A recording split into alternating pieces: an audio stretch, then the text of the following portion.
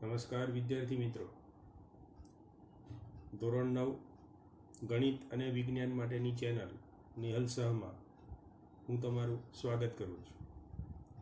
આજે આપણે ધોરણ 9 ગણિત એમાં પ્રકરણ નંબર 2 બહુપદીઓની ચર્ચા શરૂ કરવાની છે.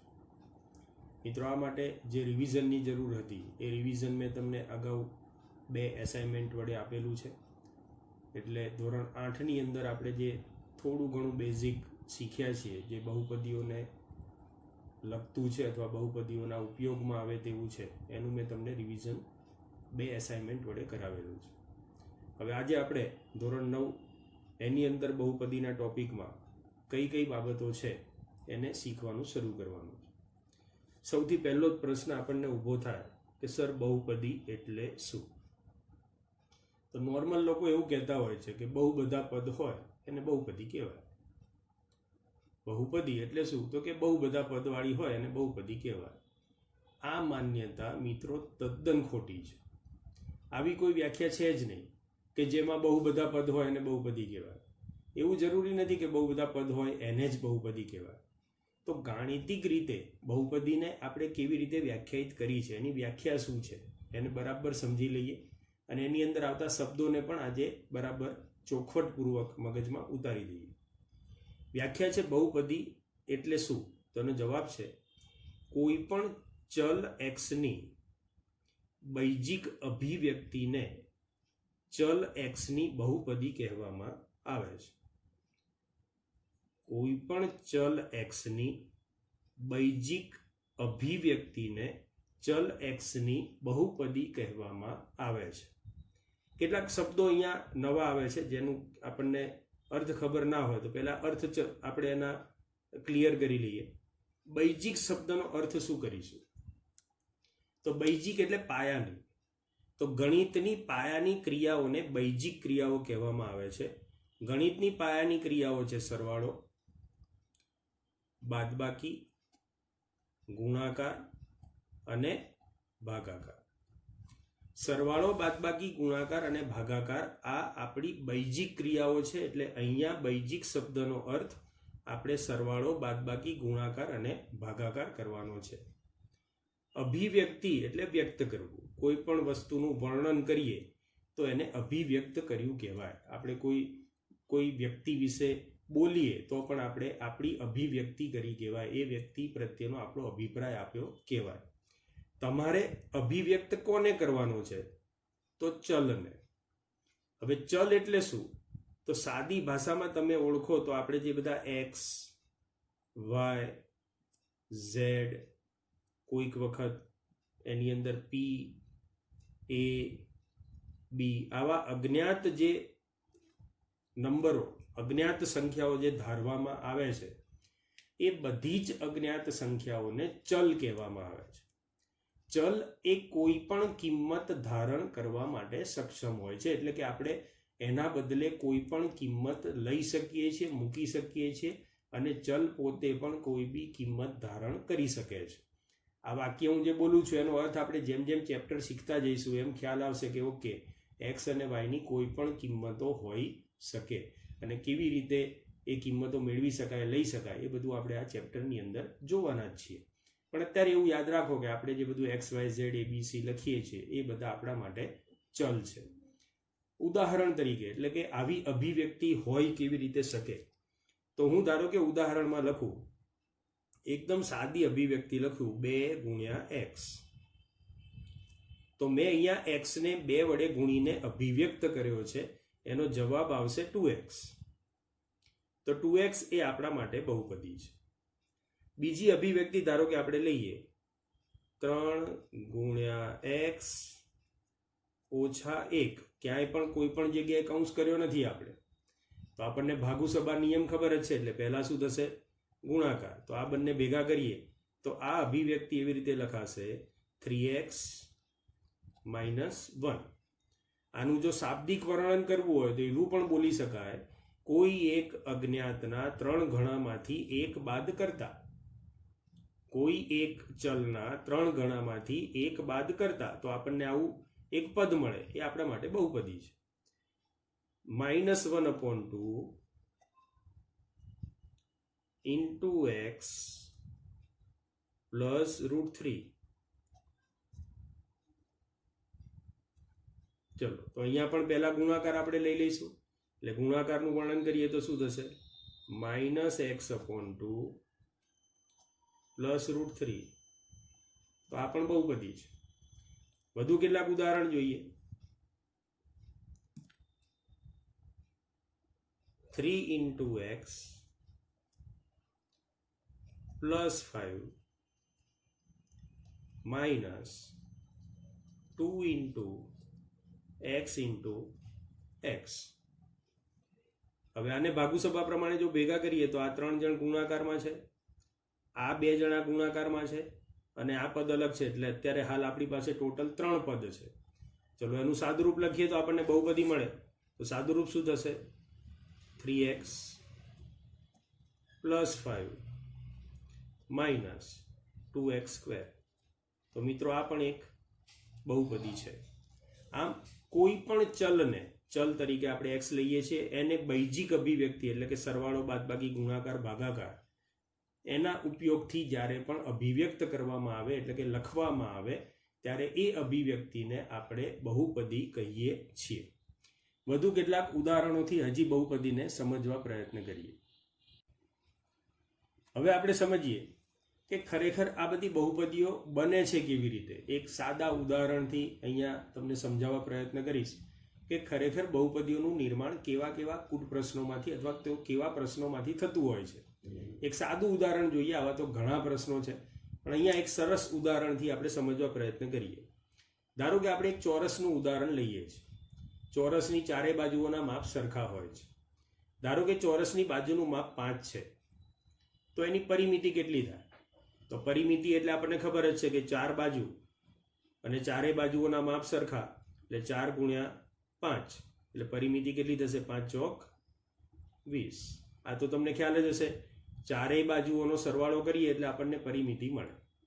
પરિમિતિ એટલે આપેલ આકૃતિની બધી જ બાજુઓના માપનો સરવાળો એટલે પરિમિતિ. તો ચોરસમાં 4 બાજુ છે, બધી બાજુના માપ 5 છે, એટલે ટોટલ પરિમિતિ થશે 5 ચોક 20. પણ ધારો કે ચોરસનું ક્ષેત્રફળ શોધવું હોય તો આપણે શું કરીશું? તો કે ચોરસનું ક્ષેત્રફળ એટલે લંબાઈ ગુણ્યા લંબાઈ, એટલે 5 × 5, એટલે જવાબ આવશે 25. એવી રીતે ધારો કે બાજુનું માપ 15 હોય તો પરિમિતિ શું થશે? 4 × 15, 15 ચોક 60, એટલે પરિમિતિ 15 + 15 + 15 + 15 અથવા 4 × 15 એટલે 60. પણ ક્ષેત્રફળ શું થશે? તો 15 × 15, 15 × 15 કેટલા થાય? 225. હવે અહીંયા આપણે ફટાફટ જવાબ મેળવી શક્યા, જ્ઞાત જવાબ મેળવી શક્યા, કારણ કે આપણને બધી જ્ઞાત કિંમતો આપેલી છે. પણ આપણે ધારો કે અજ્ઞાત સ્વરૂપે વિચારીએ કે સાહેબ કોઈ પણ ચોરસ હશે, ધારો કે એની બાજુનું માપ x હોય તો એની પરિમિતિ શું થાય? તો આપણે અહીંયા જે ગણ્યું તે પ્રમાણે 4 × x, એની બાજુના માપને 4 વડે ગુણો એટલે એની પરિમિતિ થાય. તો પરિમિતિ ઓલવેઝ 4x થશે. તો જો અહીંયા બહુપદીનું નિર્માણ થઈ ગયું. અજ્ઞાત એટલે ચલ. ચલ કોઈ પણ કિંમત ધારણ કરી શકે, મેં હમણાં જ કીધું તે પ્રમાણે. હવે વિચારો, બોલો, ચોરસની બાજુનું માપ તો ગમે તે લઈ શકાય કે નહીં? કોઈ પણ માપ તમે લઈ શકો. જે માપ લેશો એને 4 વડે ગુણો એટલે તમને પરિમિતિ મળશે. તો પરિમિતિનું સૂત્ર શું બન્યું? 4 × x. પણ ધારો કે ક્ષેત્રફળની વાત કરીએ તો ક્ષેત્રફળ શું થશે? તો કે લંબાઈ ગુણ્યા લંબાઈ એટલે x². તો અહીંયા પણ તમને એક બહુપદી મળે છે x². અહીંયા પણ અભિવ્યક્તિ છે. જુઓ, આ ચલ x ની અભિવ્યક્તિ થઈ ગુણાકાર સ્વરૂપે, અહીંયા પણ ચલ x ની અભિવ્યક્તિ થઈ કોઈ સંખ્યા સાથે ગુણાકાર સ્વરૂપે. બીજું એક ઉદાહરણ લઈએ. ધારો કે બાજુનું માપ x + 2 હોય તો પરિમિતિ શું થશે? 4 × x + 2, બાજુનું માપ ગુણ્યા 4. ચલો વિસ્તરણ આપણે એસાઇનમેન્ટમાં શીખ્યા જ છીએ. તો આનું વિસ્તરણ શું થશે? 4x + 8. તો આ પણ આપણને એક બહુપદી મળી. ધારો કે ક્ષેત્રફળ શોધીએ તો ક્ષેત્રફળ શું આવશે? x + 2 × x + 2, એટલે x + 2 નો સ્ક્વેર કહી શકાય. આમે લંબાઈનો વર્ગ એટલે જ ક્ષેત્રફળનું સૂત્ર થાય. આ પોતે પણ બહુપદી છે. ધારો કે એના વિસ્તરણની આપણે જરૂર હોય તો શું લખી શકીએ? x² plus 4x plus 4. આ પ્રકારનું વિસ્તરણ આપણે ધોરણ 8માં શીખી ગયા છીએ અને મેં તમને એસાઇનમેન્ટમાં પણ આ વિસ્તરણ આપ્યું. તો અહીંયા પણ તમે જોઈ શકો છો કે ક્ષેત્રફળ એ આપણને બહુપદી આપે છે. ધારો કે ચલ તરીકે x ના બદલે y હોય તો પરિમિતિ શું થશે? 4y અને ક્ષેત્રફળ શું આવશે? y². તો આવા પ્રકારની પરિમિતિ, ક્ષેત્રફળ અને આવી તો કેટલીય ગણતરીઓ આપણે જીવનમાં કરવાની હોય છે. ઘનફળ, પૃષ્ઠફળ, એ બધાની ગણતરીઓ જો જ્ઞાત સંખ્યાઓ વડે કરીએ તો આપણને સંખ્યાઓ જ જવાબમાં મળે છે. પણ એ બધા માટે સાર્વત્રિક વાત કરવી હોય, દાખલા તરીકે તમે વિચારો કે તમારે વર્તુળનું ક્ષેત્રફળ એનું સૂત્ર લેવું હોય તો શું લખશો? πr². વર્તુળનો પરિઘ એનું સૂત્ર શું લેશો? તો કે 2πr. તો આ બધું જે આપણે લખીએ છીએ πr², આ પણ બહુપદી છે. એમાં ચલ તરીકે કોણ આવ્યો? r. તમે લખો સૂત્ર 2πr, તો 2πr પણ બહુપદી છે. એમાં ચલ તરીકે કોણ આવ્યો? r. તો આ બધા સૂત્રો પણ આપણા માટે બહુપદી છે, જેમાં r ની જુદી જુદી કિંમત મૂકવાથી આપણને જુદા જુદા જવાબો પ્રાપ્ત થાય છે. તો આ રીતે બહુપદીઓ જે છે એનું નિર્માણ થતું હોય છે અને આવા ઘણા કૂટ પ્રશ્નો વિચારી શકાય કે જે બહુપદી આપતા હશે. હવે આપણે ખરેખર સમજીએ કે બહુપદી જે છે એ કેટલી કન્ડિશનો વડે બનતી હોય છે. એટલે કે ગમે તેમ આપણે અભિવ્યક્તિ કરી દઈએ, ગમે તેમ વર્ણન કરી દઈએ તો દરેકે દરેક અભિવ્યક્તિને આપણે બહુપદી કહેતા નથી. દરેકે દરેક લખાણને આપણે બહુપદી કહેતા નથી. તો કેવા પ્રકારની અભિવ્યક્તિ એ બહુપદી થશે એની શરતો, એની કન્ડિશનો, એને હવે 1 by 1 આપણે ચેક કરીએ. ચલની બૈજિક અભિવ્યક્તિ બહુપદી ક્યારે બને? તો એના માટે ઘણી બધી શરતો આપણે ચેક કરવાના છીએ. એમાંની પહેલી શરત છે ચલનો ઘાતાંક પૂર્ણ સંખ્યા હોવો જોઈએ. પહેલી શરત, ચલનો ઘાતાંક. ચલ એટલે આપણા x વગેરે છે તે, એનો ઘાતાંક એટલે એની ઉપર જે ઘાત જે છે એ પૂર્ણ સંખ્યા હોવી જોઈએ. પૂર્ણ સંખ્યાઓ કઈ કઈ આવે? યાદ જ હશે બધાને. પૂર્ણ સંખ્યા ચાલુ થાય 0 થી 0, 1, 2, 3 અનંત સુધી. આ બધી પૂર્ણ સંખ્યાઓ છે. એટલે આ પૈકીની કોઈ પણ સંખ્યા હોવી જોઈએ. આ સિવાયની કોઈ સંખ્યા જો હોય તો એ અભિવ્યક્તિ આપણે બહુપદી કહેવાના નથી. ધારો કે આપણે પહેલું ઉદાહરણ જોઈએ, x² પ્લસ x પ્લસ 1. ચલો આમાં દરેક ચલ જે છે એની ઘાત અહીંયા નથી એટલે એક ઘાત કહેવાય. અહીંયા x નો સ્ક્વેર છે, બંને શું છે? પૂર્ણ સંખ્યા. માટે આ અભિવ્યક્તિ બહુપદી છે. ચલો બીજું, x પ્લસ 1/x. હવે મિત્રો આને જો ગોઠવીને લખીએ તો આ રીતે કહેવાય x પ્લસ 1/x. આપણે 8માં શીખ્યા હતા, નીચેની ઘાત ઉપર આવે તો શું થઈ જાય? માઇનસ થઈ જાય. એટલે હકીકતમાં 1/x એ x ની -1 ઘાત છે અને માટે અહીંયા ઘાત એ પૂર્ણ સંખ્યા નથી આવતી અને માટે આ અભિવ્યક્તિ એ બહુપદી નથી. એ જ રીતે અહીંયા જોઈએ તો √x - 1, તો વર્ગમૂળમાં x એટલે x ની 1/2 ઘાત થાય. આ પણ ઘાતાંકના ચેપ્ટરની અંદર 8મા ધોરણમાં આવતું હતું. વર્ગમૂળ એટલે 1/2 હોય, ઘનમૂળ એટલે 1/3 ઘાત હોય. એવી રીતે અહીંયા પણ x ની 1/2 ઘાત -1 થયું. અહીંયા પણ પૂર્ણ સંખ્યા નથી આવતી માટે કેન્સલ. એવું નહીં જોવાનું. અહીંયા તમે જો આવું વિચારો કે અહીંયા તો સાહેબ એક જગ્યાએ તો પૂર્ણ સંખ્યા આવી, એક જગ્યાએ ના આવે તો ના ચાલે. ના, એવું નહીં. દરેકે દરેક જગ્યાએ પૂર્ણ સંખ્યા જ ઘાતમાં હોવી જોઈએ. પછી અહીંયા જોઈએ √2x પ્લસ 3. તો આમાં કોઈ વાંધો નથી. આપણે √2 એ એનો સહગુણક કહેવાય. ચલ સાથે ગુણાયેલી સંખ્યાને સહગુણક કહેવાય. આપણે અહીંયા ખાલી એની ઘાત જોવાની છે, એની સાથે કોણ ગુણાયું છે એ જોવાનું નથી. તો અહીંયા ચલની ઘાત 1 છે માટે આપણને કોઈ વાંધો નથી, પૂર્ણ સંખ્યા છે માટે એ બહુપદી છે. એના પછીનું ઉદાહરણ આપણને આપ્યું છે ઘનમૂળમાં x. ઘનમૂળ એટલે x ની 1/3 ઘાત -2. તો અહીંયા પણ ઘાત પૂર્ણ સંખ્યા નથી અને માટે આ અભિવ્યક્તિ પણ બહુપદી નથી. હવે અહીંયા જોઈએ y². ચલો આ પૂર્ણ સંખ્યા છે, અહીંયા y ની ઉપર પણ પૂર્ણ સંખ્યા છે. છેલ્લે અચળ પદ આપ્યું છે, અચળ પદમાં સંખ્યા જ છે. આપણે એની કોઈ ઘાત વગેરે જોતા નથી, માટે અહીંયા પણ આપણને કોઈ તકલીફ નથી. આ પણ બહુપદી છે, કારણ કે દરેક ઘાત એ પૂર્ણ સંખ્યા છે. એટલે પહેલી શરત આપણે જે શીખ્યા, કોઈ પણ અભિવ્યક્તિને જો બહુપદી બનવું હોય તો એની ઘાત પૂર્ણ સંખ્યા હોવી જોઈએ.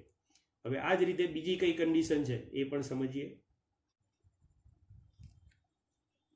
બીજી કન્ડિશન છે, બહુપદીનો અગ્ર સહગુણક શૂન્ય ન હોવો જોઈએ. હવે અહીંયા એક નવો શબ્દ આવે છે આપણા માટે, અગ્ર સહગુણક. તો અગ્ર સહગુણક એટલે શું? તો ચલની મહત્તમ ઘાતવાળા પદના સહગુણકને અગ્ર સહગુણક કહે છે. ચલની મહત્તમ ઘાતવાળા પદના સહગુણકને અગ્ર સહગુણક કહે છે. સૌથી પહેલા હું તમને સહગુણક એટલે શું એ પણ થોડીક ચર્ચા કરી લઉં, જેથી અગ્ર સહગુણક વધારે ખબર પડે. સહગુણક એટલે શું? તો તમને જે બહુપદી આપવામાં આવે એની સાથે ગુણાયેલી જે સંખ્યાઓ હોય, ચલની સાથે ગુણાયેલી સંખ્યા, અહીંયા કોઈ ગુણાયું નથી એટલે એક કહેવાય.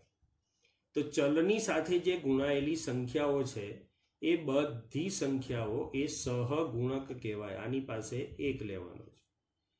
આવા સહગુણકમાં મહત્તમ ઘાતવાળા પદ, તો આમાં જે મહત્તમ ઘાતવાળું પદ હોય, દાખલા તરીકે પહેલી બહુપદી લઈએ તો એમાં મહત્તમ ઘાતવાળું પદ છે x². તો મહત્તમ ઘાત 2 છે.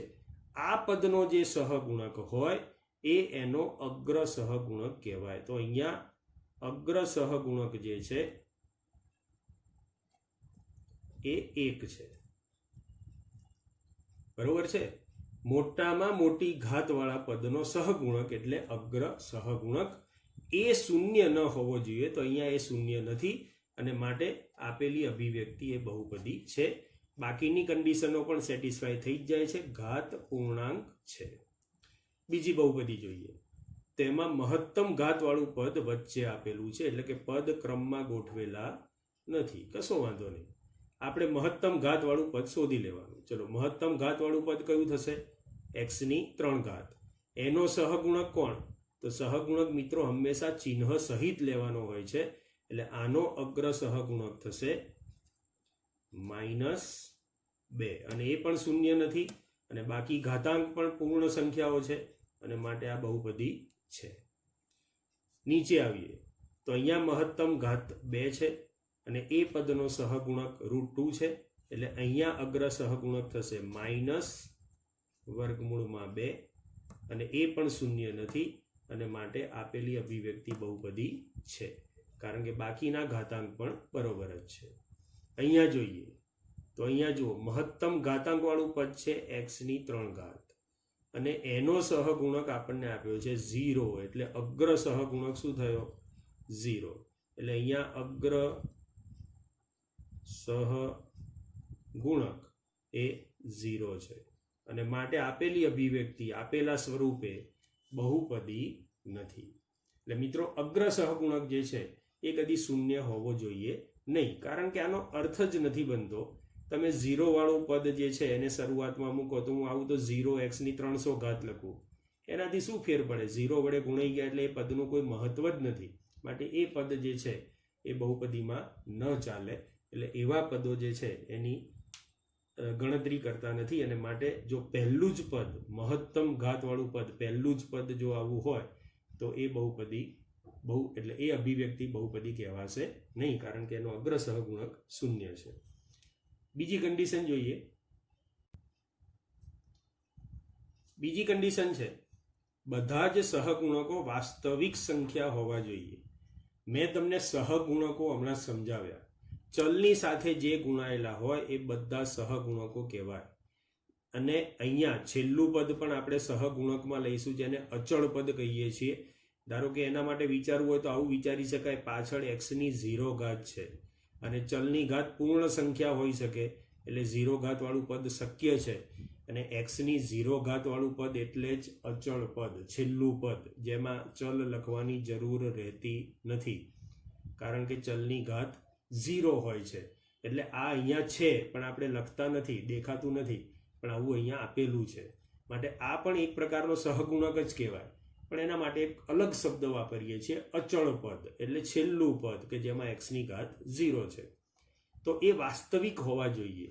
તો જો 2 અને -1 આ વાસ્તવિક સંખ્યા છે, માટે આ બહુપદી છે. વર્ગમૂળમાં 2 આ પણ વાસ્તવિક સંખ્યા જ કહેવાય.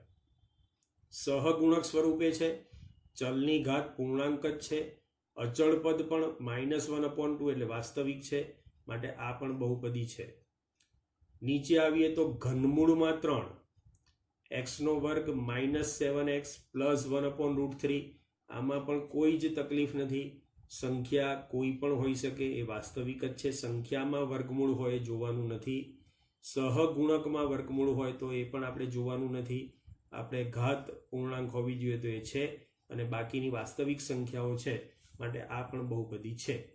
હવે જુઓ, વર્ગમૂળમાં -3, વર્ગમૂળમાં 3 આપણને કહે ને વર્ગમૂળમાં 3, તો એ વાસ્તવિક છે. પણ વર્ગમૂળમાં -3 જો કે એટલે કે ઋણ સંખ્યાનું વર્ગમૂળ કે તો એ વાસ્તવિક નથી. વર્ગમૂળમાં ઋણ સંખ્યાઓ વાસ્તવિક નથી, કારણ કે એવી કોઈ સંખ્યા શક્ય નથી કે જેનો વર્ગ -3 થાય. માટે -3 નું વર્ગમૂળ કદી શોધી શકાતું નથી, અને માટે આ સહગુણક એ વાસ્તવિક નથી, અને માટે એ બહુપદી પણ નથી. π × x² - 3, તો મિત્રો પાઈ પણ વાસ્તવિક સંખ્યા છે. આપણે ગણતરીમાં ઉપયોગમાં લઈએ છીએ, એની લગભગ કિંમત પણ વાપરીએ છીએ 22/7 અથવા 3.14. માટે આ પણ વાસ્તવિક સંખ્યા છે. સહગુણક અચળ પદ પણ વાસ્તવિક છે, માટે આ બહુપદી છે. એના પછી વર્ગમૂળમાં -5, જો ફરીથી આવ્યું વર્ગમૂળમાં -5, વર્ગમૂળમાં ઋણ સંખ્યા, તરત જ ના પાડી દેવાની. પણ અહીંયા બહુ જ વિચારજો, ઘનમૂળમાં -8 × x - 1, મેં તમને વર્ગમૂળમાં માઇનસની ના પાડી. ઘનમૂળમાં માઇનસ આવે તો વાંધો નથી, કારણ કે -2 નો ઘન કરો તો જવાબ શું આવશે? -8. અને માટે -8 નું ઘનમૂળ કરો તો જવાબ શું આવે? -2. એટલે આ કિંમત તો શક્ય છે. તમે આનું સાદુરૂપ આપો તો શું થશે? -2x - 1. તો આ બધા સહગુણકો વાસ્તવિક છે, માટે આ બહુપદી છે. એટલે મિત્રો, વર્ગમૂળ જોઈને સીધી ના નથી પાડી દેવાની. તમારે થોડું ઘણું અર્થઘટન પણ કરવાનું છે, ઘનમૂળમાં ખાસ. જો એનું ઘનમૂળ ના નીકળતું હોય તો વાત અલગ છે, પણ આપણે વર્ગમૂળમાં ઋણ સંખ્યા આવે, ચતુર્થ મૂળમાં આવે, ષષ્ઠ મૂળમાં આવે, બેકી મૂળ હોવું જોઈએ, 2 4 6 8, તો તરત જ ના પાડી દેવાની. પણ ઘનમૂળ વગેરે હોય તો ચેક કરવાનું, કારણ કે એમાં ઋણ અને ધન બંને શક્ય છે, એટલે આ બહુપદી છે. કદાચ એનું ઘનમૂળ ના નીકળતું હોય તોય હા પાડવાની, કારણ કે આપણે નથી શોધી શકતા, પણ મળે તો ખરું જ. એટલે અહીંયા ઘનમૂળમાં માઇનસ આવે કે પ્લસ આવે, બહુપદી છે. ચતુર્થ મૂળમાં 16, જુઓ ચતુર્થ મૂળ આવ્યું, ધન સંખ્યા છે એટલે બહુ ચિંતા નથી, છતાંય ચતુર્થ મૂળ તમે શોધો તો એનો જવાબ શું આવશે? 2. 2x² - 3x, તો આ પણ બહુપદી થશે, કારણ કે અહીંયા પણ સહગુણકો વાસ્તવિક થઈ જાય છે. આમ બહુપદી નક્કી કરવા માટે મિત્રો 3 શરતો જોઈએ. પહેલી શરત આપણે જે જોઈ, એ પહેલી શરત એવી જોઈ કે ચલના ઘાતાંક પૂર્ણ સંખ્યા હોવા જોઈએ. બીજી શરત આપણે જોઈ, અગ્ર સહગુણક શૂન્ય ન હોવો જોઈએ. અને ત્રીજી શરત જોઈ, બધા જ સહગુણકો વાસ્તવિક સંખ્યા હોવા જોઈએ. તો આ 3 શરતોનું જે પાલન કરે એ બહુપદી, એ અભિવ્યક્તિ, એને બહુપદી કહી શકાય. તો આજના વિડીયોની અંદર, પ્રથમ વિડીયોની અંદર મેં તમને માત્ર બહુપદી એટલે શું અને કેવા પ્રકારની અભિવ્યક્તિને બહુપદી કહી શકાય એની ચર્ચા અત્યારે હાલ આપણી સાથે, તમારી સાથે કરી. એના પછીના વિડીયોની અંદર આ જ બહુપદી સાથે સંકળાયેલા કેટલાક મહત્વના શબ્દો, કેટલાક અગત્યના ગુણધર્મો કે જે આપણે શીખવાના છે, બહુપદી લખવાની રીત, બહુપદીનું વર્ણન, બહુપદીના પ્રકાર કેવી રીતે પાડી શકાય, એ બધું આપણે જોઈશું આના પછીના વિડીયોની અંદર. ત્યાં સુધી નમસ્કાર.